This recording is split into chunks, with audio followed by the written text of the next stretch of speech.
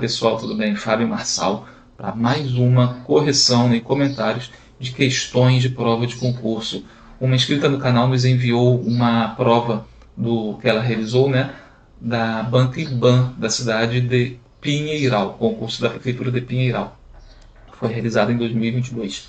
Bem, eu vou deixar aqui na descrição, né, o link para você baixar a prova e baixar o gabarito. Você pode baixar a prova, ler o texto aí com calma para resolver as questões e aí a gente vê os comentários aqui, né, diretamente nas questões, sem precisar ler o texto. Vamos lá então?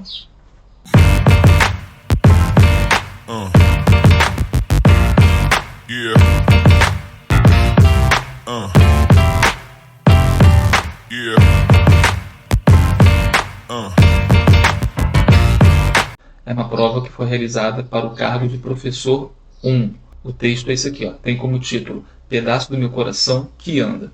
E aí você vai ler o texto com bastante calma, tranquilidade. E vamos para a primeira questão, a questão 11. Pedaço do Meu Coração que Anda é o título. Essa definição, debatida ao longo do texto, mostra determinada relação entre criança e adulto, pais. Essa relação pode ser compreendida pela seguinte figura de linguagem. Qual a relação que ele está falando? Pedaço do meu coração que anda. Definição debatida ao longo do texto. Relação entre criança e adulto. Relação de sentido entre criança e o adulto. Ironia é essa relação? Ironia é a figura de linguagem que a gente diz uma coisa querendo dizer outra. Nossa, você é tão inteligente. A gente percebe pela entonação, pela gesticulação, que na verdade não está chamando de inteligente. Antítese. Antítese são palavras opostas, palavras contrárias. Antônimos. O choro pode durar uma noite. A alegria vem pela manhã. Noite, manhã. Palavras opostas. Antítese. Então, é diferente, né, de paradoxo, que paradoxos são ideias contrárias. Antíteses são palavras contrárias. Vamos pular aqui metonímia, vamos para eufemismo. Eufemismo é suavização de expressões. É quando, para eu não dizer uma expressão que possa ser pesada, ou que possa ferir, magoar alguém, possa trazer um certo constrangimento, eu trago de uma forma mais leve com outras palavras, né? Passou dessa para melhor. Ele sofre de falta de inteligência, ou seja, para não chamar a pessoa de burro, eu digo que ele tem uma deficiência de inteligência, algo nesse sentido, né? E metonímia. Metonímia é quando, resumindo metonímia, né, uma frase que possa resumir o sentido, que é a figura de linguagem metonímia, é a parte pelo todo. É quando eu uso algo de uma coisa, de um objeto, no lugar desse todo. Em vez de eu falar a palavra inteira, ou ser inteiro, eu uso apenas uma parte dele. Por exemplo, acontece com livros, né, de determinado autor. Machado de Assis, costumo ler Machado de Assis. Na verdade, não leio Machado de Assis, a pessoa, porém, leio a obra de Machado de Assis, ou seja, é uma parte pelo todo. Qual é a parte de Machado de Assis? É o livro, é um objeto que ele criou, uma obra dele. Ele deu sangue no jogo da semana passada. Não necessariamente que ele se machucou e saiu sangue, mas quando ele diz deu sangue, deu o quê? Deu a vida, jogou com determinada importância, porque o sangue representa a vida. Então, né, sangue e vida aí, essa relação de parte pelo todo, né? Tem muito suor nessa casa, ou seja, construí com muito esforço, com muita dedicação, batalhei bastante. Então, né, o trabalho em si gera como consequência o suor. E aí eu uso a parte, né, que representa o esforço, representa o trabalho, que é o suor, no lugar da palavra trabalho. Então, só em ter em mente essa ideia de parte pelo todo, algo que representa, mas fazendo uma relação de ideias, de sentido, uma relação de pertencimento à mesma ideia, ao mesmo objeto anterior, então, metonímia. Vamos marcar então aí a letra C. Falando nisso, aqui nessa questão 11, dá uma olhada aqui no card, na playlist que eu vou deixar sobre figuras de linguagem. Fala sobre ironia, antítese, metonímia e eufemismo. Vai ajudar bastante você a memorizar. São técnicas de memorização que eu uso junto com essa teoria. Então vai ajudar você a memorizar o conceito, a palavra, com imagens próprias para quando você ouvir a palavra, você já lembrar da imagem, facilitando, né, ajudando assim a memorização, a lembrança, você recordar do sentido dela lá na hora da prova, beleza? Número 12. Chamou minha atenção um vídeo que circula na rede, no qual atribui a palavra pian, que seria criança em Guarani, o sentido de pedaço do meu coração que anda. Na frase citada, o autor emprega o verbo ser no futuro do pretérito. Futuro do pretérito. O que é o verbo no futuro do pretérito? É o verbo com a terminação iria. Falaria, chegaria, pediria, andaria, sorriria, compraria, trairia, amaria, perdoaria, beleza? Então temos aí futuro do pretérito. Qual é a relação, qual a ideia que o futuro do pretérito passa? De hipótese, de condição. Em relação ao sentido da palavra pian, o emprego desse tempo verbal, ou seja, o futuro do pretérito, tem o objetivo de destacar. Vamos ver o sentido da frase? Chamou minha atenção um vídeo que circula nas redes sociais, no qual se atribui a palavra pian, que seria criança em Guarani, que seria a palavra pian, que seria criança, que seria não quer dizer que é, ou seja, há uma incerteza, há uma hipótese. Esse sentido é justamente o sentido passado pelo verbo futuro do pretérito. Eu falaria com você, porém não encontrei. Ou seja, é uma hipótese, é algo que poderia ter acontecido, mas não aconteceu. Eu até assistiria TV se tivesse energia, tivesse luz, né? Ou seja, assistiria. É uma hipótese, uma condição, uma indefinição, uma incerteza de circunstância. Então, tem objetivo. Então, em relação ao sentido da palavra peão, o emprego desse tempo tem o objetivo de trazer caráter de poesia para o texto? Não tem sentido. Equívoco de tradução? Não, aqui não passa a ideia de equívoco de tradução. O contexto deveria permitir isso. Até poderia trazer essa ideia se tivesse um contexto realmente, né? Letra C, informalidade de registro. Não, aqui piano quer dizer que é uma palavra informal, uma palavra estrangeira, uma palavra de outra língua.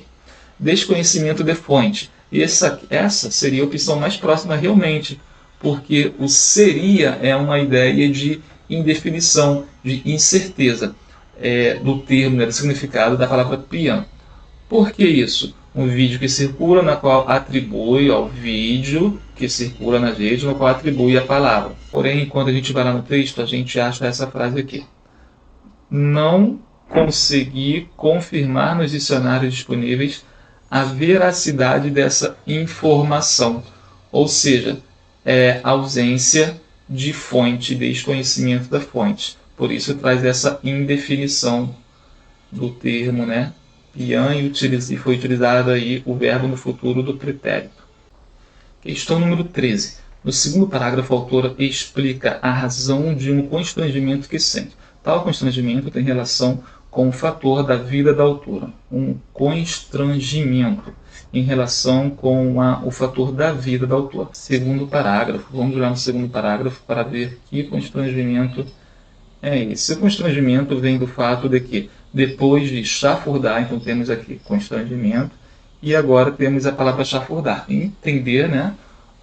Tentar ver no contexto o que significa chafurdar. Chafurdar significa mergulhar, né? Cair dentro, deitar-se. Então, ou seja, depois de chafurdar, depois de me deitar, de cair dentro, 5 décadas na cultura europeia, ou seja, a ideia no contexto de que depois de estudar, de me dedicar sobre a cultura europeia, os povos originários do meu país, quais povos são esses? Os guaranis, os povos sobre os quais o texto está falando. Os povos originários do meu país me sejam tão ou mais estrangeiros, mais do que o do hemisfério norte, ou seja, da Europa, os europeus. Então, o constrangimento dela eu sou brasileira, mas conheço mais sobre a cultura da Europa do que dos povos originários do meu próprio país. Esse é o constrangimento. O que, ao meu ver, não tem constrangimento nenhum. É apenas opção, né, afinidade, opção de estudo. Não tem como a gente conhecer tudo, né, de todo mundo. Mesmo que a gente estude muito sobre, por exemplo, o Guarani, vão ter outros povos sobre os quais a gente não vai ter tempo na nossa vida para estudar sobre eles. Então vamos lá.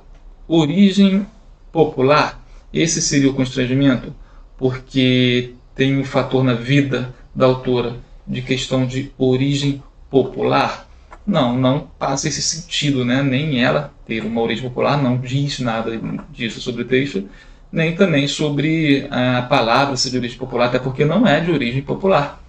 É uma palavra bem específica do Guarani. Formação parcial. Quando a gente vê as outras opções, crença ancestral. O texto também não fala de ancestralidade, fala lá de povos originários, fala, mas não fala que é isso que traz um constrangimento, por ser uma expressão de um povo ancestral. Não é essa. Insatisfação familiar, não fala nem um pouco sobre insatisfação familiar, então são palavras que fogem totalmente ao sentido do texto. A mais próxima aqui seria a formação parcial, justamente porque ela fala a palavra depois chafurdar durante 5 décadas sobre a cultura, né, europeia, ou seja, depois de me dedicar sobre a cultura europeia, ainda não sei aquilo que ela acha que deveria saber, que é a formação, né, palavras, a linguagem, um pouco mais sobre os povos originários do seu país. Então, essa aqui seria a causa do seu constrangimento, uma formação parcial, segundo ela, que deveria haver na vida dela. Por isso que traz aqui, ó, na vida da autora. Origem popular até parece um pouco próximo, mas é menos próximo do que a formação parcial, porque a formação parcial fica bem mais claro no texto. Origem popular é um termo que tem uma origem indígena, porém não é popular. Número 14. A expressão sublinhada tem o mesmo valor do seguinte conector. A gente não precisa nem ler o parágrafo inteiro. A gente vai lá na expressão sublinhada e vê que é mesmo que. Mesmo que é uma locução conjuntiva, é adverbial concessiva. Dá uma olhada aí no card, um link sobre orações subordinadas adverbiais concessivas, que você vai identificar essa locução conjuntiva mesmo que é uma locução justamente característica de concessão. E o mesmo valor é o mesmo sentido. Como eu sempre digo, né, um macete, uma dica para aprender conjunções é estudar as classificações das conjunções, tanto conjunções coordenativas quanto conjunções subordinativas adverbiais. As substantivas e as adjetivas são, né, bem mais simples. Adjetivos, pronome relativo, e substantivas são que e se, basicamente. E aí, qual conjunção aqui seria de valor próximo, de valor idêntico a mesmo que? Já que é causa, está lá dentro dos 6C, 6C, TFP. O que é 6C, TFP? Nas conjunções subordinativas adverbiais, temos 6 que começam com a letra C e 3 que são temporais, finais e proporcionais. Já que é uma locução padrão de causa, está dentro do C. Embora está dentro do C também, porque embora é uma conjunção caracteristicamente concessiva. Então a gente já pode marcar B como certa. Para que é a conjunção, a locução conjuntiva característica de finalidade, está lá no F. E conforme é outro C, é conformidade. É locução, não é locução não, é conjunção característica de conformidade. Então essa aqui está bem simples a partir do momento que a gente sabe as classificações das conjunções. Vamos agora para a questão número 15. Isso se observa na experiência da criança. Com base na leitura do terceiro parágrafo, sem alteração de sentido, o trecho inicial da frase citada poderia ser escrito assim, o trecho inicial. Qual que é o trecho inicial? É isso aqui. Da frase citada poderia ser escrito assim. Isso se observa, né? Esse é o trecho inicial, tá? Se observa na experiência da criança. Vamos ver a que ideia esse isso se refere. Repara que o isso, que está escrito ali, é um pronome demonstrativo. Pronome demonstrativo tem papel anafórico, algumas vezes, né? Anafórico, anáfora, e catafórico, catáfora. O que é anáfora e catáfora? Isso faz parte da teoria lá de textos. Anáfora é quando eu uso, né, faço referência, pego uma palavra e faço referência a algo que já foi dito. Seja uma ideia, uma frase, uma palavra, um parágrafo, um outro texto anterior, enfim, é algo que se relaciona ao que já foi citado. E a catáfora é quando uma palavra, seja ela um pronome, um advérbio, um substantivo, se refere a algo que virá ainda, que será dito no texto. E como que eu sei que será dito? Porque como está no texto, ou você está ouvindo, você observa que o pronome está fazendo referência a algo que vai ser dito no decorrer do discurso. Por exemplo, isto não se faz, mentir para os pais. Ou seja, esse isto não se faz, não tem nada antes a qual o isto possa se referir. Porém, quando eu acabo de ouvir a frase inteira, e eu percebo que o isto está se referindo a algo que veio depois. Mesma coisa na escrita, eu observo isso no texto. Por isso eu usei o pronome isto. O isto é catafórico. E se eu usar o isso é anafórico. É o pronome de segunda pessoa que se refere a algo que já foi dito. Mentir para os pais. Isso não se faz. Pronto, o isso foi usado porque se refere a algo, a ideia, a frase que já foi dito anteriormente. Por isso, o isso. Então vamos ter que ir atrás da referência desse isso, que está lá no terceiro parágrafo. A gente identificando o sentido, a relação desse isso, a gente consegue entender qual é a função, né, qual frase ficaria mais bem escrita dentro daquelas opções. Repara, eu deixei marcado aqui, porque como o terceiro parágrafo é grande, a gente até ir lá na frase, né? Está aqui a frase que o trecho trouxe. Isso se observa na experiência da criança. Opa, o isso, como acabei de dizer, né, é um pronome anafórico, faz referência a algo que já foi dito. E o que é esse algo que já foi dito? Aí eu vou ter que ver o contexto. Sentir na pele a alegria e a dor do outro como se fosse em nosso próprio corpo é algo que alguns estudos em psicanálise apontaram como sendo uma operação do transitivismo. E isso se observa. O que se observa? A operação do transitivismo. Então, isso está se referindo a algo que já foi dito, essa ideia aqui anterior. Beleza? Então, repara o seguinte, isso se observa na experiência, isso se observa. Ele trouxe um conceito, trouxe uma ideia, uma teoria, né, da psicanálise, senhor estranho Freud, e temos aqui a ideia que se aproxima para esse isso. Qual é a ideia? Vamos ver na letra A. Isso se observa. Em suma significa o quê? Resumindo. Só que não está resumindo, não tem várias ideias a serem resumidas. Ele trouxe uma enumeração e está resumindo. Além disso, traz ideia de adição. Isso se observa, no entanto, é a locução conjuntiva, né, que dá a ideia de oposição. É locução conjuntiva coordenativa adversativa. Ou além disso, locução conjuntiva adversativa aditiva. E em suma é conclusiva. Agora, isso se observa, por exemplo, na experiência da criança. Isso se observa, por exemplo. Repara exatamente que essa expressão, isso se observa, tem toda a relação com a questão de exemplo. Por quê? Porque ele trouxe um conceito anterior e depois está trazendo uma situação que reflete aquele conceito. O mais próximo é, por exemplo, e em suma, além disso, no entanto, não caberia se o contexto fosse mais propício. É por isso que às vezes essas questões de conjunção são muito difíceis, porque elas até são possíveis, só que a gente tem que observar no contexto, se o contexto realmente está sendo mais favorável a A, a B, a C ou a D. Então, questão aí, resposta ali, letra D. Questão número 16. Vamos ver aqui a questão número 16. No trecho, duas palavras em relação de contraste. Pais e filhos, vínculo, experiência, linguagem, coragem, automático e simbólicas. Qual texto? Esse texto aqui. Não há nada de automático no vínculo.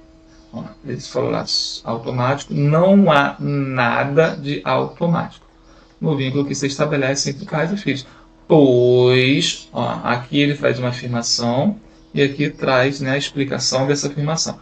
Pois a linguagem faz com que nossas experiências sejam eminentemente simbólicas, ou seja, está fazendo oposição com automático. Não há nada de automático, pois as experiências são simbólicas, ou seja, automático é aquilo que não seria simbólico, né? Aquilo que seria meio que matemático. E simbólico é aquilo que depende de interpretação, ou seja, tem uma ideia de oposição entre automático e simbólico. Um é exato, o outro é subjetivo, né, interpretativo. Um é objetivo, o outro subjetivo.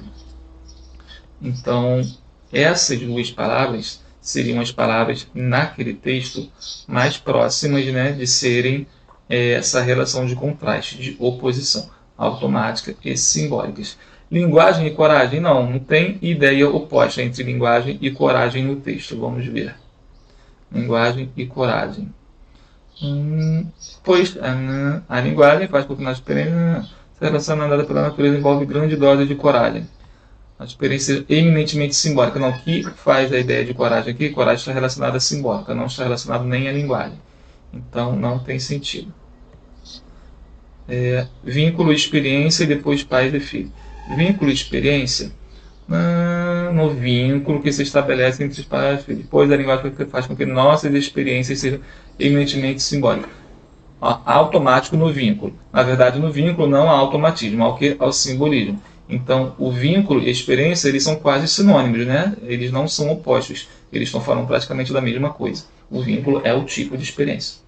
E pais e filhos. Pais e filhos têm uma relação aí de hierarquia, porém não tem ideia de oposição.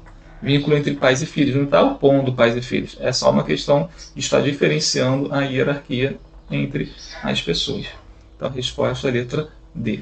Questão número 17. Classifica-se como pronome demonstrativo a seguinte palavra do trecho. Basicamente, não precisaria nem ir ao texto, sabendo que pronome demonstrativo, pronomes demonstrativos. Primeira, segunda, terceira pessoa. Primeira, este, variações, este, esta, estes, estas, istos. Isto, né? Isto não tem plural.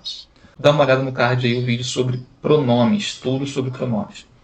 Esse, segunda pessoa e variações, esse, essa, esses, essas, isso. Terceira pessoa, aquele, aquela, aquilo, né? Aqueles, aquelas também, singular e plural. E o aquilo, né? O neutro aí. Bem, nada, pronome indefinido. Nossas, pronome possessivo. Que pode ser pronome relativo, pode ser pronome interrogativo, que tem várias definições, mas não aparece como pronome demonstrativo. Sobrou aí o essa, letra B. Está aqui, esse, essa, pronome demonstrativo. Uma questão bem simples aí de morfologia. Eu sempre digo o seguinte, no início dos estudos de língua portuguesa, né? A gente vai sempre por parte. Como assim por parte? Você consegue localizar, identificar de cara onde fica o Laos, isso, país Laos, onde fica o Camboja, onde fica a Galápagos, onde fica ilhas, sei lá, Ilhas Marshall. A gente só vai conseguir identificar se a gente tiver ideia do todo, do mapa mundi, os seus continentes, e aí sim eu consigo, né, identificar, opa, Galápagos fica para cá. Ilha de Marshall, não faço ideia de ficar Ilha de Marshall. Vou botar aqui, não sei. Bora fica aqui. Havaí também. Onde fica Laos, Camboja, por aqui. Vietnã, Laos, Camboja, Indonésia. Ou seja, eu consigo ter uma ideia a partir do momento que eu tenho a noção do todo. Mesma coisa é o estudo da gramática da língua portuguesa. Para eu conseguir aprender bem todo o conteúdo, eu tenho que começar do início, eu tenho que ter uma visão geral. E qual a visão geral do português? Morfologia, sintaxe, fonologia e semântica. Semântica, significados. Fonologia, sons. Sintaxe, relação entre as palavras. E morfologia, estrutura das palavras e classes de palavras, classes gramaticais. Essa questão 17 é uma questão disso aqui, classes de palavras.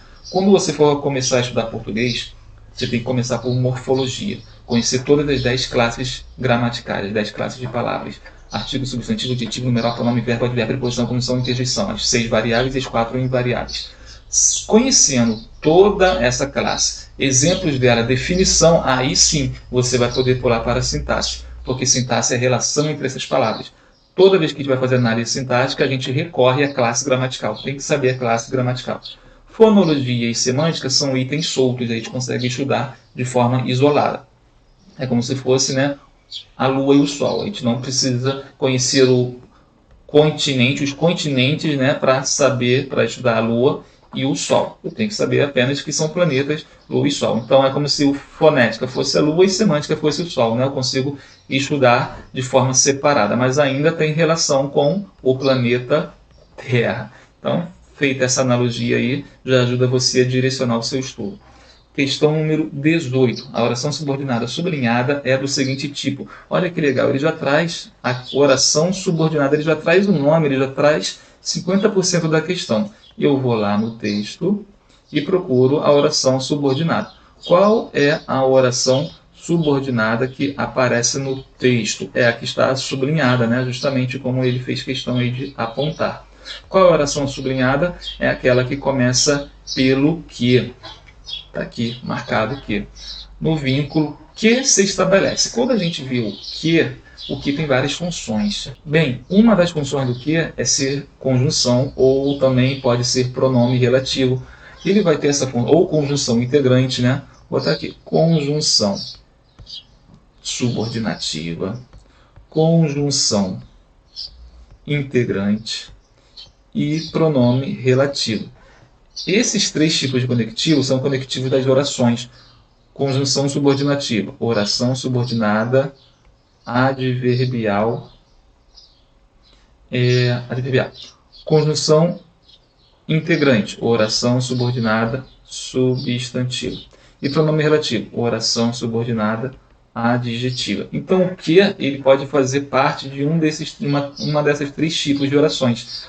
Como que eu vou saber qual que ele faz parte? Quando ele é conjunção integrante, eu consigo trocar por isso. Não há nada de automático no vínculo isso.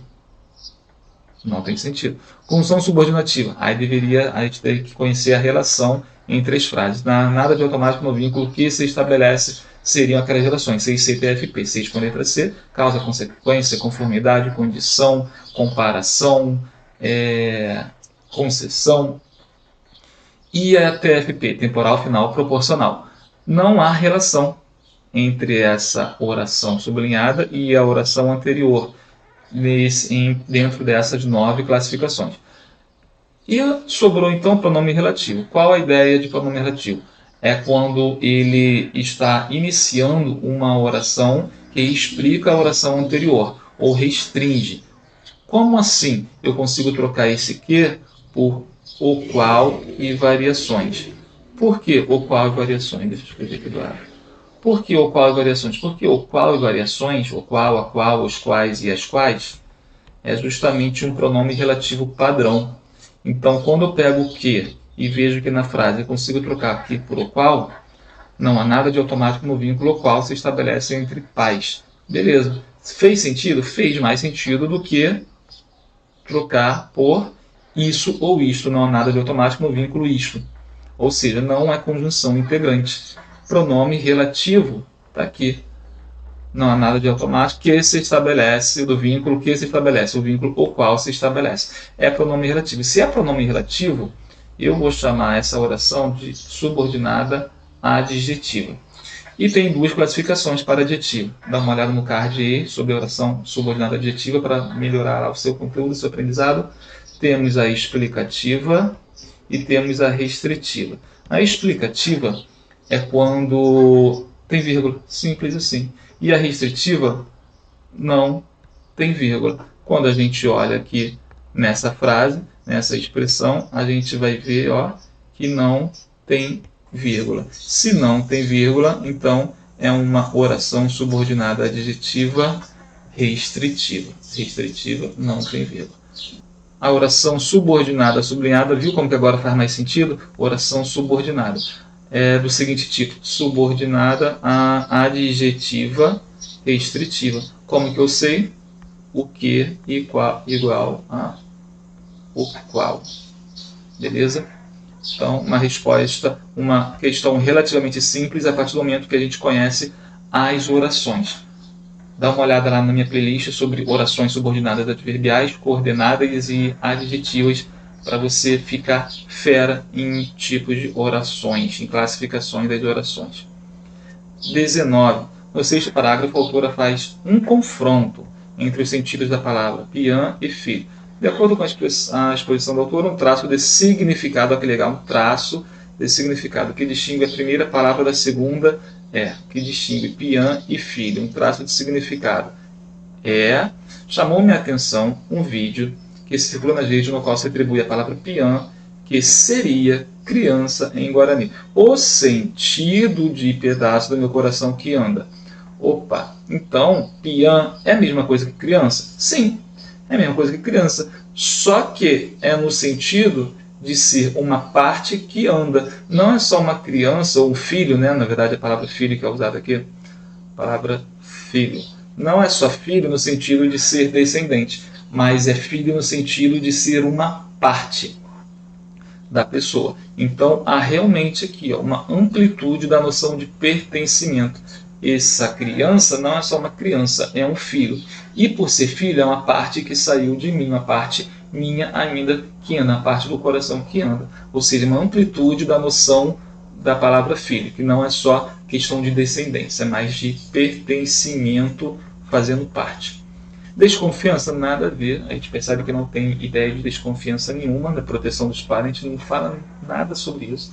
Pluralidade é significado viagem total, né? Não tem nada filosófico aí, necessariamente tão filosófico assim, né? Negação da hierarquia de povos, também não fala nem pouco sobre hierarquia de povos. Questão número 20. Está aí uma coisa que nós deveríamos ter aprendido com eles há 500 anos. No último parágrafo, a autora lamenta um distanciamento que se estabeleceu, entre culturas. Distanciamento entre culturas. A frase, uma marca linguística que representa esse distanciamento é: uso de palavra com sentido indefinido. Está aí uma coisa, seria a palavra coisa, traz um distanciamento entre culturas, só eu utilizar a palavra coisa? Não. Flexão de verbo na forma particípio, que tem deveríamos, futuro do pretérito, e aprendido, particípio. Deveríamos ter aprendido. Aqui traz uma questão de necessidade, né? Traz uma questão aí de obrigação, não de distanciamento. Alternância de pronomes pessoais, uma coisa que nós deveríamos ter aprendido com eles há 500 anos. Aqui 500 anos é um distanciamento temporal. E nós é uma cultura e eles é outra cultura. Então essa letra C realmente é a mais próxima para dar esse sentido aqui, distanciamento entre culturas, tanto pela ideia do tempo quanto pela ideia dos pronomes, né? Nós e eles. Nós somos um povo, eles outro. Presença do advérbio de lugar. Advérbio de lugar está aí. Esse aí faz um distanciamento entre culturas. Não, aqui não é ideia de lugar, né? Está aí é no sentido textual, no sentido abstrato. Beleza? Então, resposta letra C. Bem, compartilhe com seus amigos aí, curte. Bem, então tenha bons estudos. Grande abraço, Deus te abençoe.